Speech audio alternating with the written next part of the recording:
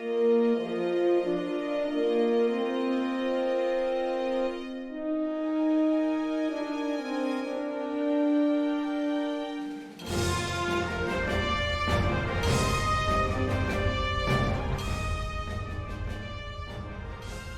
always best natural. We don't rehearse this. We just come into it. Wonders. That's what we do. It's like RPG. Sometimes you just get a dice roll and you got to roll with it. And I think that's why this podcast works so well. Yep.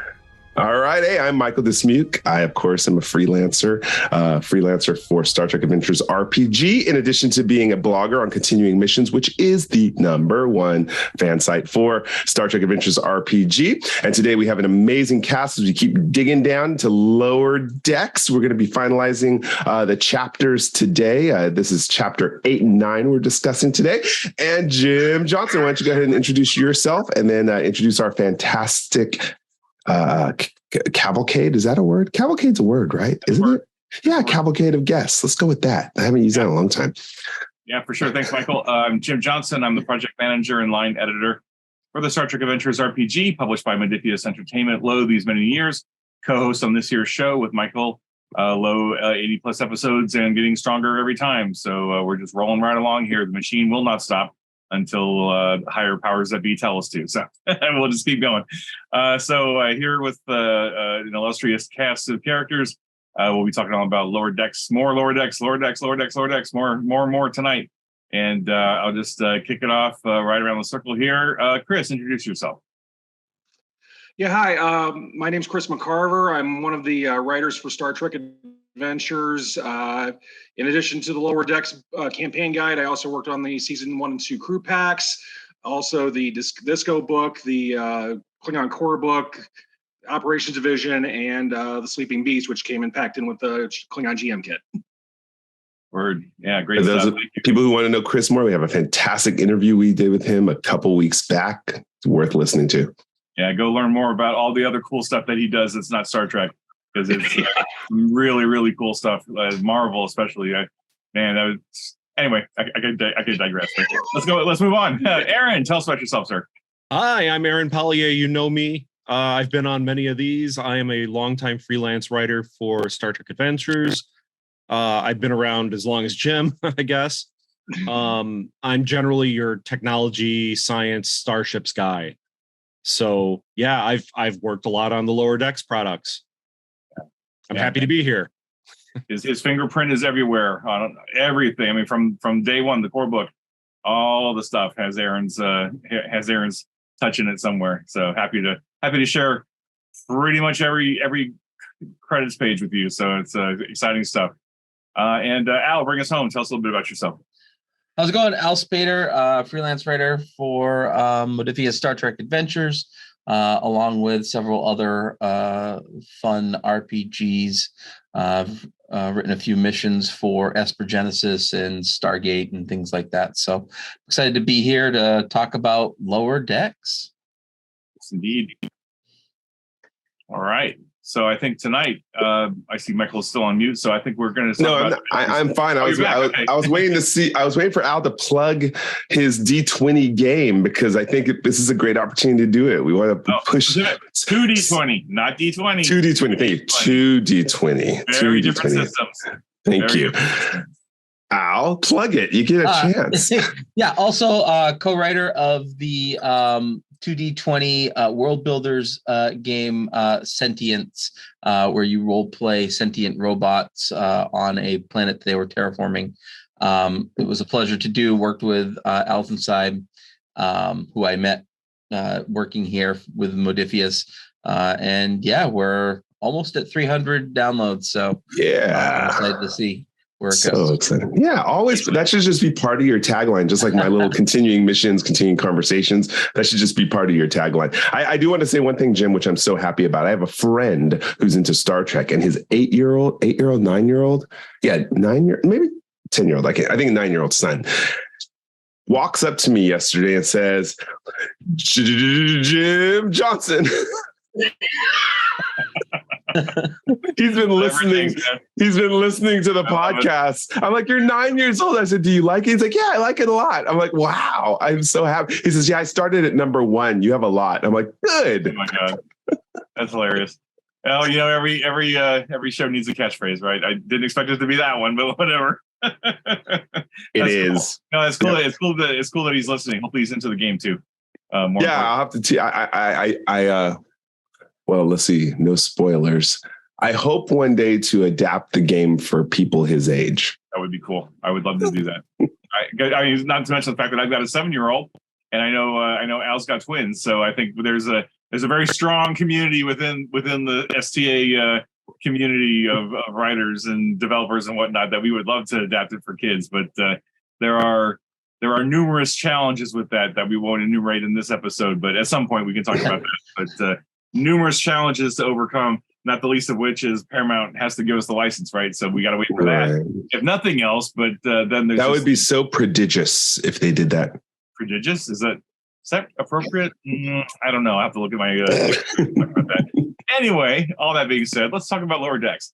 Let's talk about the Lower Decks campaign guide, and let's talk about Chapter 8 and Chapter 9 tonight. So I think we can just jump right into Chapter 8. So those of you who've been following along the episodes up to now, you'll know that we've covered all kinds of cool stuff throughout the book. And as is our wont with our books, near the end of the books are usually a nice meaty chapter all about allies and adversaries, all the different NPCs, creatures, things that you can throw at your players to challenge them, to terrify them, to have them fight, have them interact with, whatever you choose to do. And this chapter is this book is no different. We include a nice beefy chapter here about allies and adversaries. As I recall, I think Chris, you wrote the lion's share of this chapter. As I recall, I think you and Al and maybe somebody else. I don't have all the manuscripts in front of me, but there was a lot of NPCs in this book, and because there was a lot of characters in Lower Decks, of course. They as I've said before in other episodes, they find ways to pack a lot of stuff into 22 minutes, which is just amazing.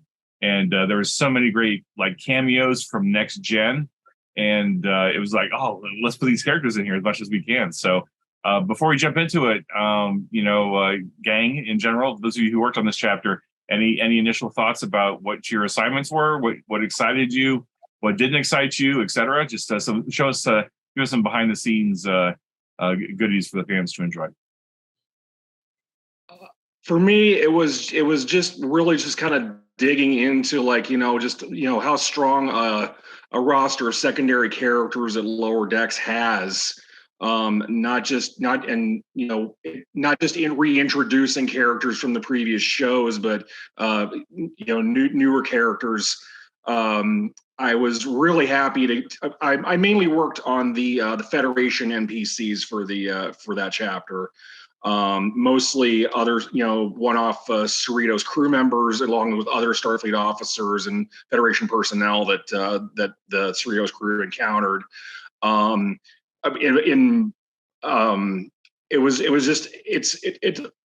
really enjoy just how much Lower Decks digs into very deep into the well in terms of the mythos and and not only just bringing back specific characters from the previous shows, but also species we've rarely seen. And I just think it's just it just kind of shows just how how vast a tapestry Trek is, and Lower Decks has never shied away from taking full advantage of that. And the fact that we have so many Federation NPCs in this chapter, I think, is testament to that. Yeah, I think that I got to do a lot of the non-Federation characters and adversaries and whatnot. And there was just so much. I remember when we were originally doing the initial outline, and it just character after character after character after character. And it was every episode was introducing 2 or 3 cool NPCs that we could add to the book. And I think that we didn't hold back. There were some ridiculous ones on there that Jim let us roll with, and I think that we're going to be the better for it. Also, it gave us an opportunity with a couple of the species that maybe we weren't able to get into the full life path chapter. We were able to put little sidebars in here of at least some like traits they could have, some attributes that they might have, and so on and so forth. Sort of like what we did with the Romulans and the Klingons in the core rulebook. So I was excited to be able to be a part of bringing that in as well. I think it was cool, just an overview. I'm not going to get into the detail of any specific characters yet, but what I thought was cool is, oftentimes people like having starter player sheets to work off of. They love seeing that they saw something on a cartoon or in this on a show, or in this case, a cartoon. And now all of a sudden they have this base character and there's still so much life to be breathed into them. Some of them, as we start going through them, will be cool, but some of the more minor NPCs that actually got dropped in here, I thought were pretty phenomenal. I was actually surprised to see them, which was good, and it gives a good launching place for new players who maybe want to play a Lower Decks campaign and take off with these characters, and not just characters, but teams of characters, which I thought was really cool. One of the things I really like reading through your section, Chris, is if I didn't know what Lower Decks was and I was to look at these characters, it looks very similar to characters from any other book that we have. Like, it's not too ridiculous or out there or push the limits of being obnoxiously funny. There's some cute references in here and whatnot in their little narrative blurbs, but if you look at the actual focuses and the attributes and things like that, it all reads as though it's just a normal STA character, and I love that about this section.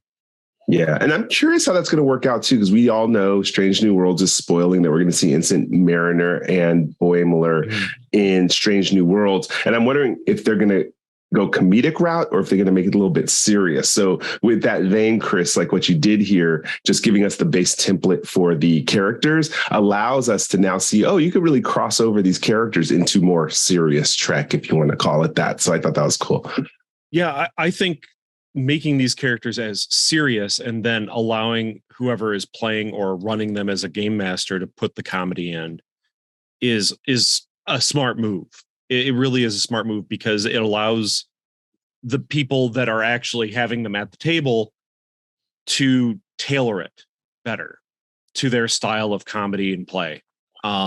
Because, as we've talked about before, that, somebody's comedy is somebody's, somebody else's, this isn't funny. So tailoring it that way is a good idea. I like that. Yeah, I can't. Sorry, go ahead. No, go ahead, Chris.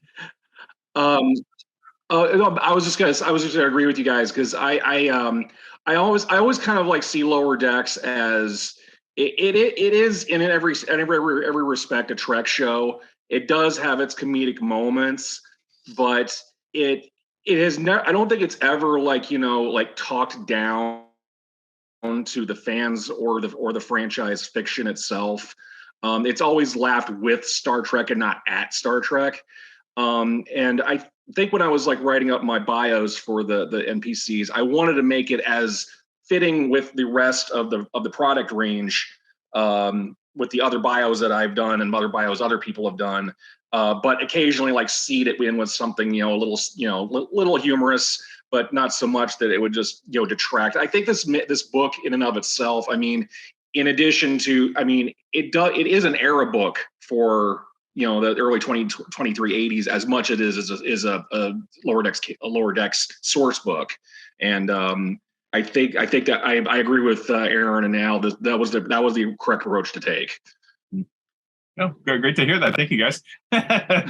So I think this chapter can almost be seen, not to get too meta, but this is almost a microcosm of the entire line as a whole, right? We try really hard to present a baseline for everything. Sometimes we'll go a little funny, sometimes we'll go a little serious, whatever. But these are all tools for the game master and the players to then go whatever direction they want to go. Whatever tone you want to set for your campaign, whatever shtick you want to add to it. If you want to go high drama, high comedy, horror, romance, whatever genre that you want to fold into it, at least this gives everybody a consistent baseline to start with. And then you can add or subtract or add more things to it as you desire. And the other design intention that we had going into this is that, I mean, really most of our products, most of our print products anyway, is we generally don't include the main characters from the show, right? We don't include, Kirk and Picard and Cisco and Janeway and the 8 main characters from Lower Decks. They are not in this book, and that was entirely intentional because what this book is intended to do is you give it to your group of players and you do your own adventures in Lower Decks. You're not, necessarily playing Boimler or Rutherford or whatever. You're playing your own characters in the own setting, and so taking those main characters out of the book hopefully helps the players and the game master focus a little bit and say, oh, we can do our own thing with this. We don't have to emulate, Boimler or Tendi or whatever. We can actually do our own thing in this, setup. And this chapter, I thought, does a really good job, Chris and Al, of presenting a lot of characters that we see on the show, but could very easily cameo in somebody else's campaign or episodes or something, right? Because they have a one-shot appearance, or maybe they have a couple recurring moments in Lower Decks, and that's great. And then they go off and do their other things as a crew on Starfleet. And why wouldn't, why not have them meet your crew or meet your ship or encounter your ship? Like Gomez, I mean, clearly from Next Gen into Lower Decks, she's been promoted to captain. She overcame that initial gaffe with Picard way back in the early days of, Next Gen, has become a captain. That's an inspiring story right there in and of itself, right? And I love that you included on page 177, I don't know whose idea it was, but the inset box for Gomez has a coffee cup. I thought that was brilliant. Yeah, that was all the graphic designer. But I mean, that was Chris writing that sidebar, which I thought was great. Yeah. So, and like Fletcher and like some of these other characters are not like intrinsic to Lower Decks, right? They are cameos in Lower Decks, but they're off doing their own story. And that's exactly what the player characters are doing, is you're doing your own story while all this other stuff is happening in the meantime, right? So there's an opportunity for you to like plug these in and do these little cameos and stuff. So and I don't want to run by Sonia Gomez too fast. And the reason why is because I want to kind of use this as a teaching moment for game masters, or actually players in this case. And if you've seen a Star Trek episode and you like a character, a minor character, that for some reason, to me, when they show up on your game, because actually Sonia Gomez actually showed up on the USS Pioneer, our game, for several seasons. She was the assistant chief engineer. So bringing a character in from a canon thing somehow grounds your game in reality. So I think it's so cool about this is it gives you a chance to kind of think like, okay, maybe I've seen some TV shows, some TNG, some Voyagers, and are there any characters I can actually drag into my game? Like Nick Locarno, where's that guy now? From TNG, the one who, got Wesley in trouble, like I thought Sonia Gomez was a great character, and now she's so expanded in Lower Decks that for players, hey, if you want to do that, you can do that. You can model a character you just saw for a couple minutes on a TV show, and it really helps ground your game in reality, in your own reality, I should say. So I'm curious, Chris. You wrote up Sonia, Gomez with a lot of great stuff. And what I thought was interesting, just to give the fans a little bit of a preview here, is that you gave her an engineering of 5, and I'm wondering if you were at all influenced by the Starfleet Corps of Engineers series of ebooks that came out over a number of years that Keith DeCanado edited, and Gomez was one of the main characters in that entire series. And I was just curious if you had an opportunity to read some of those and kind of incorporate that DNA into the description. Well, it's funny you mentioned that, because not only was I tried my best to kind of like keep the nuts and bolts of her beta canon history out of her bio, but I wanted to at least like maintain like the spirit of the character, especially as we saw her in Lower Decks, because when you see her, when her ship basically will just loses power. I mean, she's the first person who's down in the shuttle bay trying to piece things together with her crew. I mean, she's not just sitting on the bridge waiting for everybody to do things. She's getting into the guts of the ship to try to fix things. Mm-hmm. It's funny you mentioned that, because I actually wrote the chapter in the operations division book on the Corps of Engineers. So weirdly enough, this whole thing came kind of full circle. Sure. I definitely feel like, she's she's definitely the type of CO that is, as much as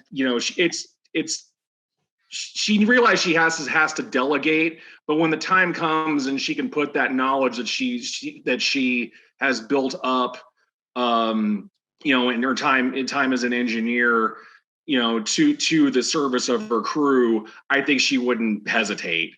Yeah. And I wanted to reflect that in her bio and in her stats. Yeah, that's awesome. This is just one of the many fun ways we try to sprinkle in a little bit of beta canon from the novels and the comic books and all that other stuff. This is just great ways to do it, is with characters, supporting characters, NPCs, major, minor, etc. So yeah, great job on that. Really nice stuff. Any other thoughts, folks, on the at least the Federation portion of the chapter here? I will add, Al mentioned briefly that we did drop in a couple of species. So if you're familiar with the core book, you'll know that there were a handful of species in the back of the book that had described the trait and talked a little bit about them, so that you could play them as playable characters. Like we included the attributes and the trait, and we did that again. There's 3 more species in this book that kind of get that partial treatment. We don't give you the talents, the species talents, but you could probably infer them by reading the NPC descriptions, right? And I told you all the same thing when the core book came out, because everybody wanted to play Romulan, and like, all the Romulan stuff you need is right there in the core book. But they needed the full page. But anyway, I digress. That I've been there before. But Al, I think I cut you off. So I just wanted to, whether it's luck or foresight, Chris, we were able to get T'Lyn in here as a full page entry, and I mean, spoilers, but we know that she is coming on to the Cerritos, at the end of the newest season. So I think that we have this featured full splash page on T'Lyn, and maybe becoming a main character, who knows? But it's exciting to see that we got it in there, and we recognize the value in that from that classic episode where we got to see lower decks on other ships. Mm-hmm.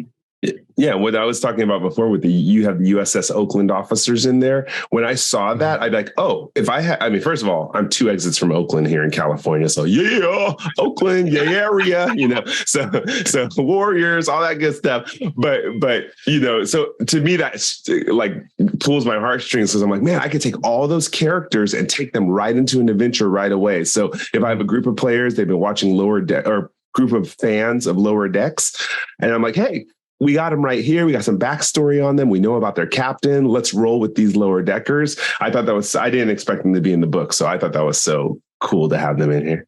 Yeah. I thought, go ahead, Jim. Yep, go ahead, Aaron. I was going to say, I really appreciate the Kzinti character section right there in the Federation area, just because I've always thought the Kzinti were underused. They stem from Larry Nevin. They were in the animated series, but I always thought that they were an unused portion of Star Trek, probably just because everyone was a little touchy about using them for a long time. But it's a really cool jumping off point for a ton of stories, being that we know that they had this long history of aggression with just basically everybody in the region. Now suddenly they're appearing in Starfleet.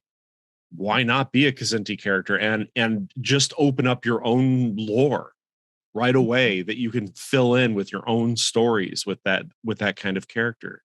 I think that's kind of cool. I appreciate seeing that. Yeah. And part of the reason why we included that in there was to, like Chris was talking about with the beta canon, is, trying to separate, what information we have. And there's really not a lot in true alpha canon fashion. There's a lot of beta canon that has happened around the Kzinti, and a lot of people have specific feelings about that.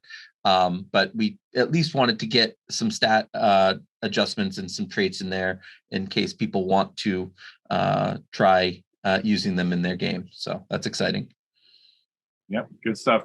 I was going to say it's kind of irrelevant at this point, but I'll throw it up there anyway. One of the things I really liked about the USS Oakland write-ups, all the different characters, is they're great because they're focused on those specific characters. But if a game master wanted to use them for a different ship, Like it's just easy peasy to reskin them with a different name. Tweak the value, tweak the focuses a little bit. You can leave the attributes and disciplines exactly as is, and boom, you've got 4 new characters that you can just drop right into your game without much hesitation. So as far as the utility goes, pretty great, because they are representative of Starfleet at highly competent officers. So don't hesitate to swap out the names, because there's no reason not to. If you need a quick NPC, just drop them right on in there. So have fun with that. All right, cool. So we'll just skim over, not to dismiss them, but there's a few new Klingon characters pulled in from Lower Decks. We got a couple of options there that you're familiar with, and then we get into the Pakleds. I'm not going to spend too much time on these unless Michael really wants to, but suffice to say, I want to voice one. I want to voice one disagreement with Al, who did Quimp as a Ferengi mugger. He should have at least been a notable character. I don't think he was minor. I love that character. I want to see more Quimp, actually. He may show up in the Centaurus A galaxy somehow. Nice. But yeah, so those of you who are familiar with the with Lower Decks, right? We got your Pakleds, we got your Clickets, your Collectors Guild. We dropped in some goodies on the Collectors Guild. The Drukmani. What else we got? We got the Galrakians. We brought them in here, especially Vindor. I just love Vindor as a character. He was so much fun to watch on screen. And what I really appreciate, of course, you guys can't see this because you don't have the book yet, or actually you might have the book by the time this episode comes out. You might have the PDF if you pre-ordered. But the graphic designer Chris, he found he got an image of Vindor from the show, right, and pulled that image in. And so it's a full page spread just for Vindor, because it's a stat block on one side, and it's just this gigantic picture of Vindor because he's such a big hulking massive Galrakian. And I just love that. I just love that look on the page. It's hilarious. It's just the little fun things that get me excited. And then we got the Hesperians, which if I remember right, that's who's the character, the engineer. What's that? Billups. Yeah. So it's Billups. So his mom. It's got the whole kind of Ren Fair feel. The perverts of the galaxy. Yeah, the perverts. Aaron really had a lot of fun writing up the Monavine, which we talked about in a different episode. But I spent way too much time messing around, and but it was all for good laughs. Good for a lot of fun. Yeah. So if you're into the whole Ren Fair scene, you're going to appreciate some of the stuff in here about the Hesperians, because Lower Decks went there and we went there, and I hope they have dual citizenship opportunities. I don't know. Yeah, let's just say that there might be some references to maybe some other game systems that exist out there in which there might be some fantasy type stuff throughout these entries, and I hope that you all hone in on them and have fun with them. Those were good references. I don't want to spoil them, but boy, I was reading those and I was like, hey, wait a minute! I had to go grab those books off my shelf and oh yeah, okay, I see what you're doing. I'll keep it in. And then we wrap up the chapter again, chapter 8. We talk about some of the different creatures and beasts and things that were present in Lower Decks that you can throw at your characters. Including Agamus, which I thought was a great episode. I want more Agamus. Agamus is great. Yeah, always nice to see Jeffrey Combs' appearance. And I have to admit, I'm kind of presumably everybody watching this has already seen all the Lower Decks that are available, so this should not be a spoiler. But Agamus and Peanut Hamper joining forces is just going to be terrifying. I don't know what's going to happen. Mike McMahon's going to blow the doors off of that, because I just can't wait to see what happens. But so anyway, we got your Agamus, another TNG callback from way back to season 1. We got Armus, because of course he made an appearance in Lower Decks and was not happy about it.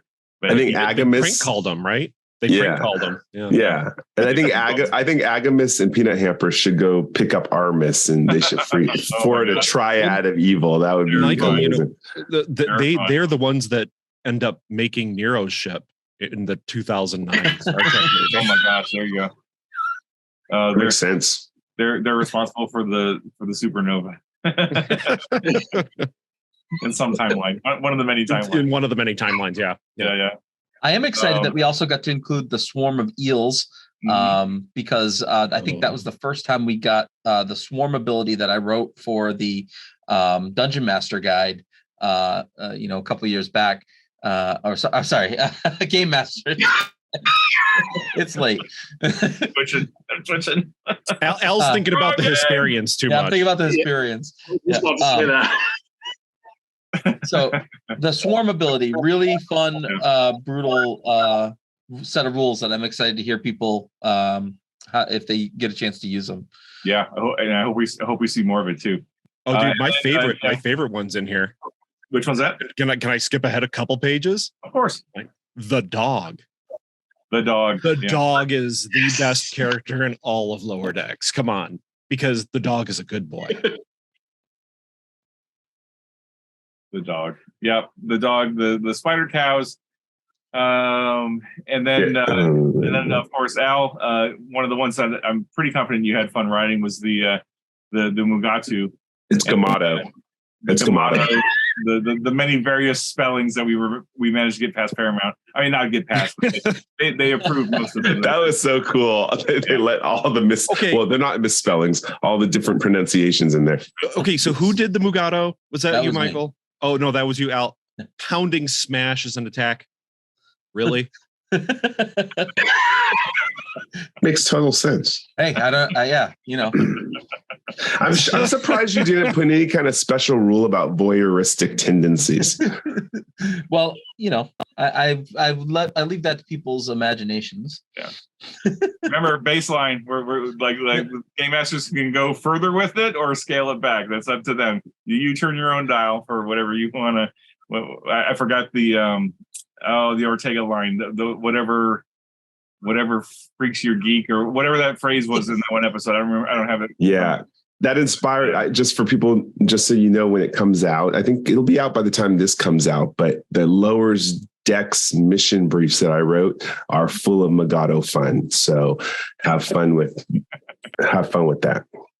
Yeah. And so that brings us to the end of chapter 8. So that was just a lot of great stuff. Big chapter full of things for you to use as tools for your campaigns or just to be inspired by. So hopefully that's a lot of fun. Now, did we want to talk about chapter 9 in this episode as well? Or are we going to call it here and then go on to a new one? No, let's do chapter 9 without too many spoilers, but just get what people's appetites toward what it is. Okay, super cool. And, unfortunately, two of the writers couldn't be here tonight. Allison is in the UK, and she is significantly farther ahead of us in time. And not surprisingly, they don't want to be up at 2 a.m. doing an interview or a recording like this, which I totally get. And then Fred wrote part of this too, and Fred Love was unavailable as well. So thanks to both of them and to Al for this. So chapter 9 is the mini campaign. We've been trying to do 3 connected adventures in these campaign guides that can be played in order, don't have to be played in order, but are all thematically connected to the main point of the book. So these are all Lower Decks inspired adventures, all intended to be played by Lower Decks characters. So hopefully your crew is full of ensigns and lieutenant JGs, maybe even some cadets. I think it's also cool. It's actually following the course of Lower Decks. It's a second contact mission. Isn't that right, Al? Yeah. So when we were talking about do we want an overarching campaign or how can we make it feel more Lower Decks-ish, we determined that if we just did 3 second contact missions, that would feel much more in line with the show and give us a way to touch on second contacts from a couple of different angles.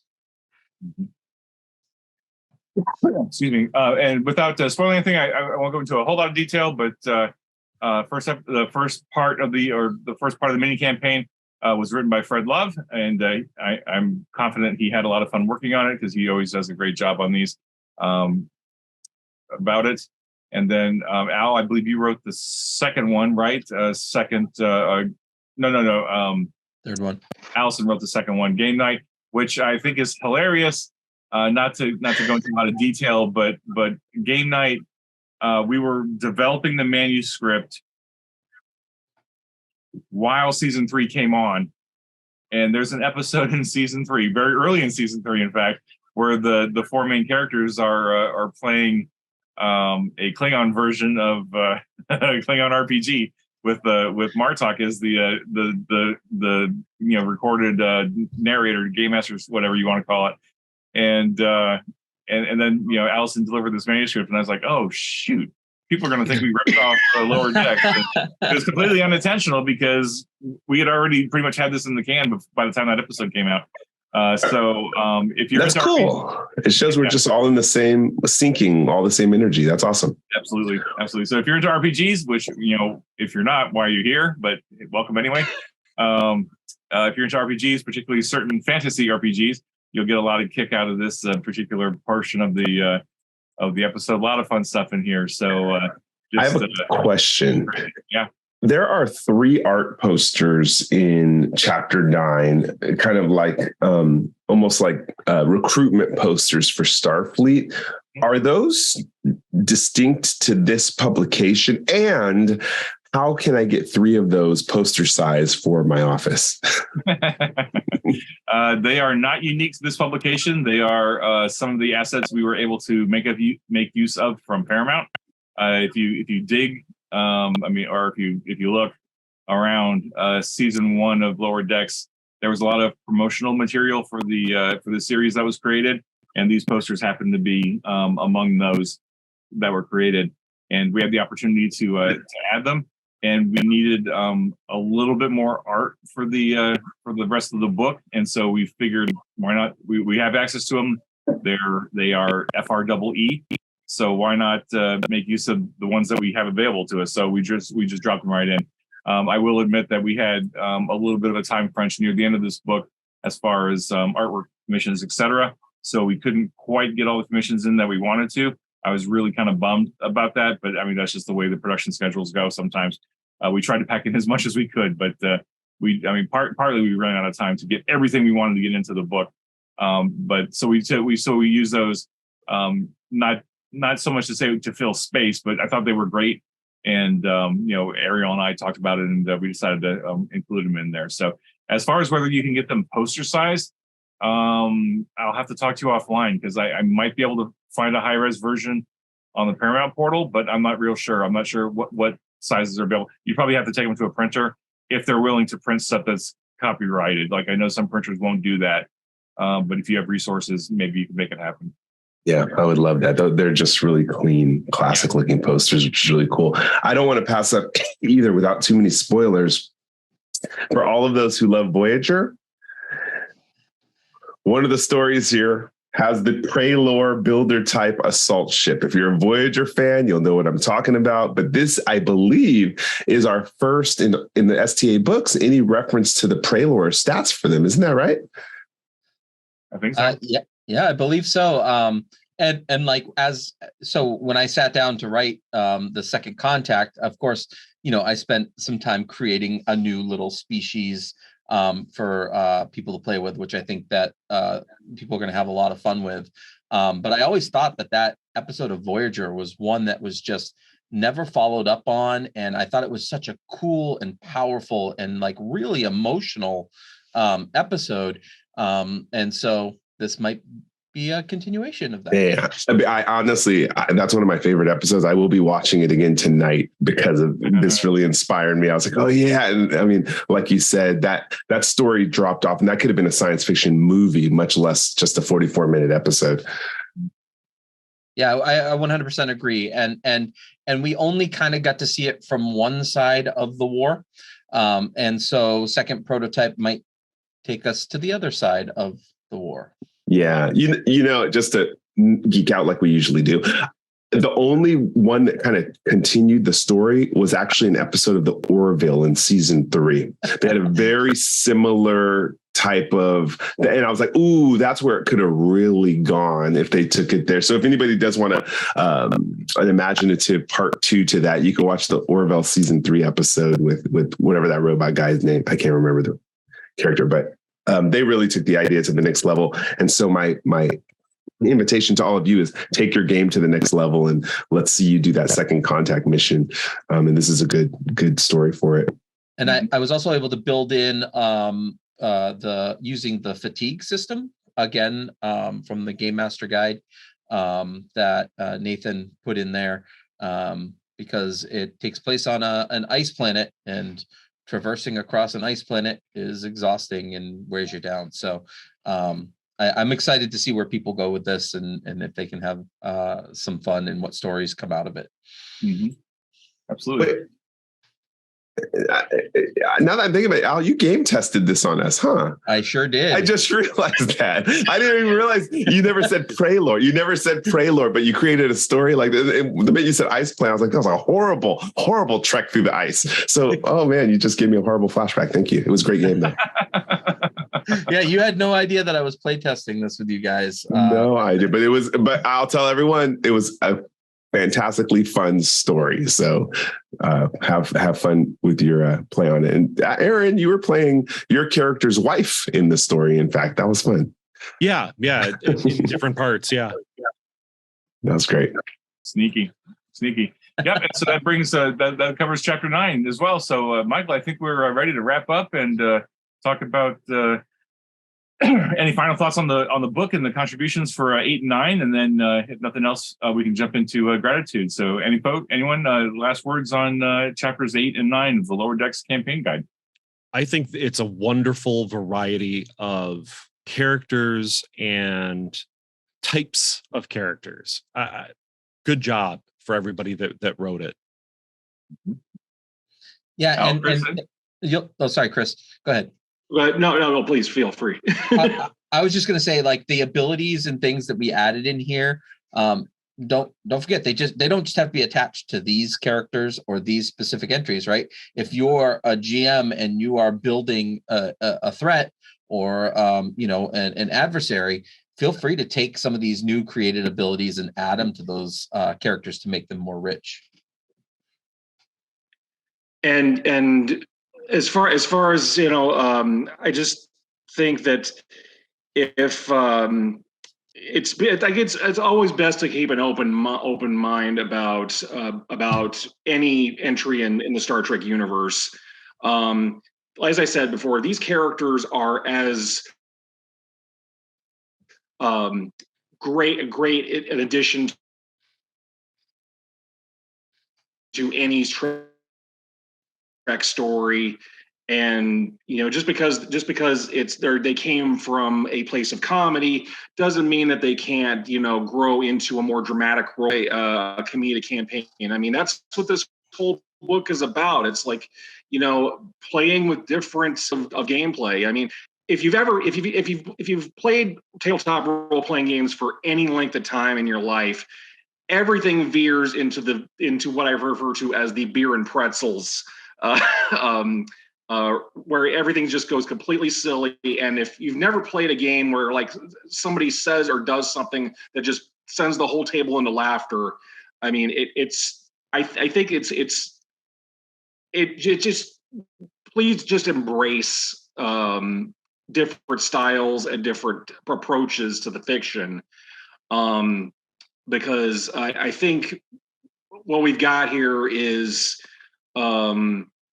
something that fits in with the rest of fits into the rest of the product range just as well as the Discovery book, or the Klingon core book. It's all a big tapestry, and it's all useful. Yeah.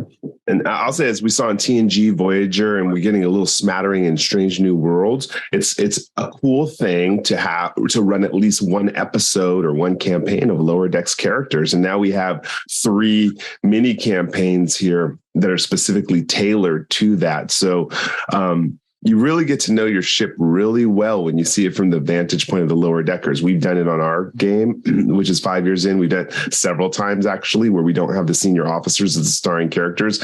And those are some of the best, most fun games.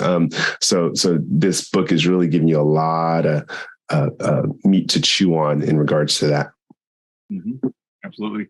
Yep. And so this is I guess this is the final episode of Lower Decks in terms of talking about the components of the book. We may do some more going into more detail. Maybe we'll do some riffs on some of the different chapters and some of the different paragraphs within the chapters. I'm sure we could spend several episodes just riffing off all the different stuff in here about what to do with it. So hopefully you guys, you folks that have been watching this patiently for the last several weeks have enjoyed this. I hope you've gotten a good look at at least gotten some insight into the book, and might inspire you to go check out the pre-order.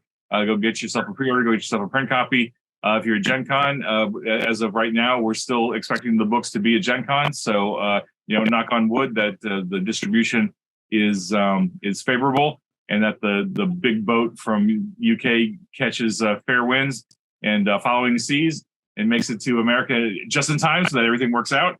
But we'll see. We can't control everything, but we can do it the best we can. So, and I'm trying to get to Gen Con. I haven't decided yet for sure if I'm going or not. I'm late in the game, and I know the hotel prices have been skyrocketing. But if I get there and you're there, out there with the book, I want to sign them, but I want you signing mine also. So that's the big thing. Please, if I'm there, find me, and I'll shout it out somehow on social media that I'm there. And I want everyone's signature in my book. So look for me, please. Awesome. And I'm sure that all of us that are going to be there will be probably hanging out next to each other anyway. So we'll all be able to sign each other's books and high five each other and high five our fans.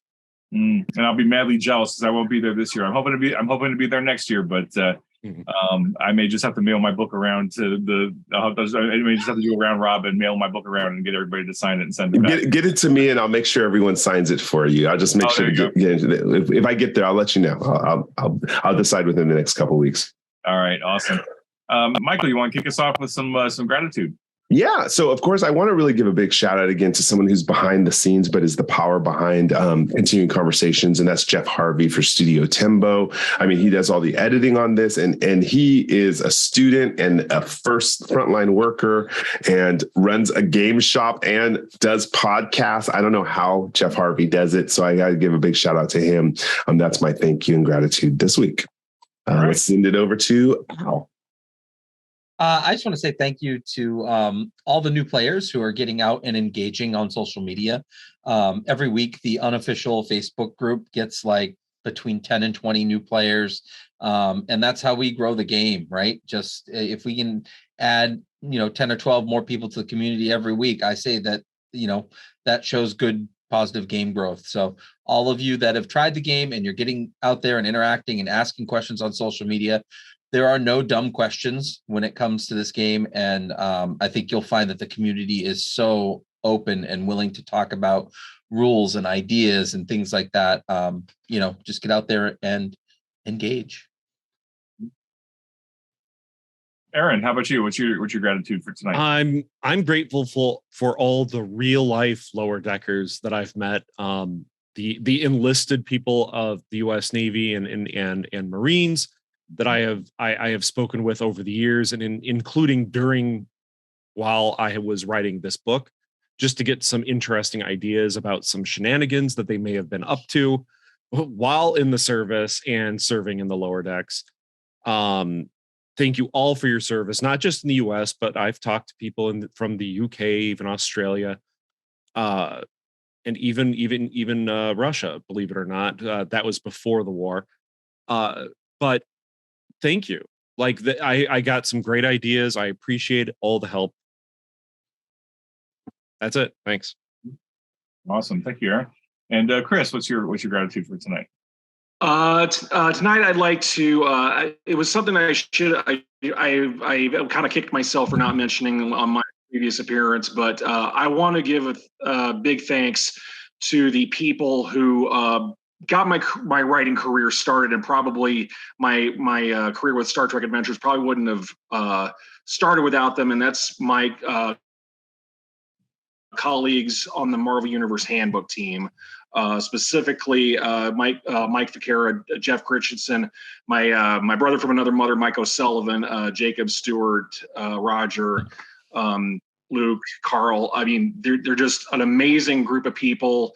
They love Marvel. They love what they do, and I love what I do. And they've been very welcoming, as much as Modiphius and all of you guys have been welcoming to me. And if it weren't for them, I wouldn't be here.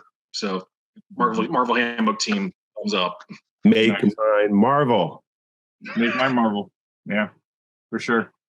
All right. Well, thank you, Chris. Appreciate it. So for me, gratitude. I have 2 gratitudes for tonight. Interestingly, kind of similar to Chris, I want to thank Jason Dural. Jason Dural is a RPG writer, developer, designer. He's been in the industry for a long time now, 20 plus years. And I met him when we were both playtest coordinators and freelance writers on the Decipher Lord of the Rings RPG way back in early 2000s when Decipher had the license. And we maintained, contact over the years. And he continued to go from game to game to game and worked on a lot of great stuff and established a really solid track record as a reliable, awesome designer of RPGs. I dabbled a bit. I didn't stay hardcore in the industry because I'm admittedly really picky. There was only so many things I really wanted to work on. And there was a lot of stuff I tried to work on, but I just wasn't passionate about it. But one day, Jason just sent me an email and said, hey, I'm working with Modiphius on this Conan game. And they're really cool. And oh, by the way, they got a new license that I can't tell you about, but I really think you should send your resume over to Chris Birch. And then he signed off saying, live long and prosper. And so that kind of gave me a little bit of a hint about what was going on. But if I hadn't maintained that relationship with Jason for 20 odd years, this never would have happened. I could not have possibly imagined working on this for 7 years, going on 8 now. So thank you so much to Jason for thinking of me. I don't think I would have heard about it otherwise, unless until after the fact, like after the playtest started or something, and I would have been behind the curve. But grateful to Jason for remembering me and for doing his part to keep that professional relationship going, because of course every relationship takes at least 2, right? So I'm grateful for him. And then finally, very important, grateful to all the fans. Al mentioned all the new fans that are coming into the unofficial Facebook group, but I see them on Reddit. I see them on the Discord. I see them on this, even some new fans showing up from time to time on the official Modiphius forums, even though those are almost all but deprecated at this point. They're still living. They're still ticking along. There's a small hardcore group of people that are still on the forum. It's so 1996. I know, but they're hanging on, and they're defiant. They don't want to go to Twitter. They don't want to go to Discord. They don't want to go to other venues, but they're still there. Anyway, I pop in every now and then just to say hi and answer questions. But grateful to the fans, all of you. We could not be doing this game without you. It is such a testament that this game is so strong right now because of the fan base, because you are so supportive of each other. You help the newbies coming in. You're willing to answer the same questions over and over and over ad infinitum. There are some great videos out there about like what books should you buy next? What books are the most important books to buy in the game line? I think Bill Barbado, the Final Frontiersman, they do some great videos on just the game line and things that you should be thinking about as a new player. There's such a wealth of fan knowledge and content out there that they're really making use of. So go to the unofficial Facebook group, go to the Discord, all the subreddit, etc. There's just a lot of great fans out there helping each other out, and I can't possibly thank you enough for that, because again, without you, we couldn't do this. Yeah, but can we pause with that said, can we pause for a second to celebrate? Because this is our first recording. I know it's going to come out a couple weeks later, but this is our first recording since we got an award. Talk about it, Jim. Oh yeah. Oh yeah. Good point. Yeah. Okay. So sure. Yeah. So the UK Games Expo, UKGE, is a major convention in the UK. I'm not going to presume and say it's like the UK version of Gen Con, because I just don't know enough about the UK games. I'm going to say that for my own ego. Yeah. Okay. Yeah. Very fair. I think it's a very big deal in the UK, and so every year they have a series of awards in different product categories, and they have the judges select or work to select three nominations for each category, and then the judges have a Judges' Choice Award for each category, and then at the convention, which is in June, the fan attendees vote as well on each category. So there's a fan award, and then there's a Judge's Choice Award. And we learned last week that the Utopia Planitia Starfleet Sourcebook original series edition cover, which Al is showing off right here, the white cover with the blue foil Enterprise on the front cover, that won the top honors for the best role-playing supplement category, I believe. Yeah. So that's a huge honor. We're super excited, and and there's the standard cover. Chris is showing that one off. You may not see it because he's not saying anything, but if you're not on the video, because we're not all on the video at the same time. Go ahead, say something. Here it is. There you go. And anyway, so it was super exciting that the original series cover won that award. Of course, I mean, it's the book itself that won, but that was my favorite cover too. So that actually made me super happy because that's my fave cover. I have to admit, as much of a next gen stan that I am, I think the blue on the white just really pops a little bit more than the silver on the dark blue next gen. I think the original series cover is just a little extra. Yeah, it's a little more visible. Yeah. Yeah. On my shelf, it stands out. It just stands out. Yeah. So congratulations, Jim, because you lead the team on that, and I mean, you pull Thomas Maroney in from Star Trek Online to work on that game. Of course, Aaron Paulier, our shipmaster. I know myself and Al worked on, that book too. So, I mean, I can honestly say to have an award, for a team award like that, it wouldn't have happened if it wasn't for you. So big thank you to you for inviting all of us to write in any form or fashion on these books. Cause I mean, it just looks so good on my resume, bro. Yeah. Well, thank you. I appreciate that. I have to admit, I had a moment after we got the award announcement. I had half an hour between meetings, and I just gave myself the time to reflect and realize that for all the awards that Star Trek Adventures has been nominated for and won over the 7 years, this is the first one I can kind of call not so much my own, because obviously there was a team that was behind it, but this is the first time that one of the products that I was really responsible for from cradle to, well, not to say cradle to grave, but from beginning to completion, it was largely on my shoulders, and I was just kind of excited about that.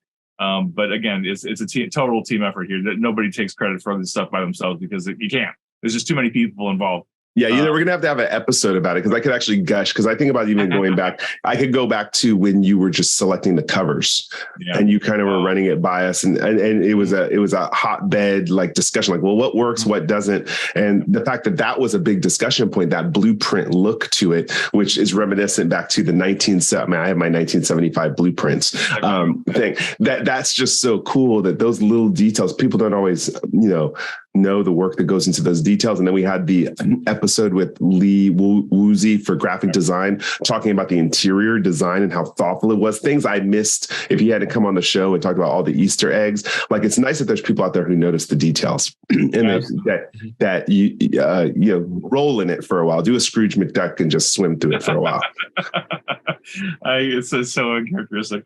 If we do that episode at some point, I'll have to see if Stephanie's willing to come on to talk about it a little bit. Stephanie Toro is the graphic designer who designed those two covers, and we went back and forth. I mean, I know we collectively talked about it on private chat, as we were going through the cover designs, but she and me and Ariel, our director, we spent a lot of time going through those covers and coming up with ideas and concepts, and just how do we make this interesting and unique. And I wonder if she'd be willing to come on an episode and talk to us. I'll have to ask her. And I have one less idea for that episode too. I think we should do it. I think we should also see if we can get some of the judges and some of the fans. If it wins and the fans vote it too, track them down and have a couple of those come on and talk about why. I would love to hear that. That seems so self-serving, though. You know what? But this is why I'm going to do it. And all of you out there, judge me, send me whatever you want. This is why I'm doing this, because not all of us can go on and become J.J. Abrams. Some of us, we pour a lot into this, and then it flies by really quick. And for me, I've all my life wanted to write for something, and I get to write a little small piece of the Star Trek beta canon universe. And I want to bathe it in a little bit. I do. I want to hear what people like so I can keep doing it too. So Jim, that's why I think the spotlight should be on. There's a time to be modest. I agree with modesty and humility, but there's a time to celebrate. And I think it's an achievement, and I want to hear about it. I want to gush a little bit for you. All right. Well, I appreciate that. And I think on that note, I think we can call it a night here. So thanks everybody for being here. I appreciate you all as guests, as always. Thank you for your perspectives and for your good, for your friendship and for all your great writing, especially because It's just great. That's why I keep coming back to you over and over again, because you all do great work. Mhm. So anyway, live long and prosper. Be safe. IDIC. Take care, everybody. We'll talk to you all next time. Goodbye. Like,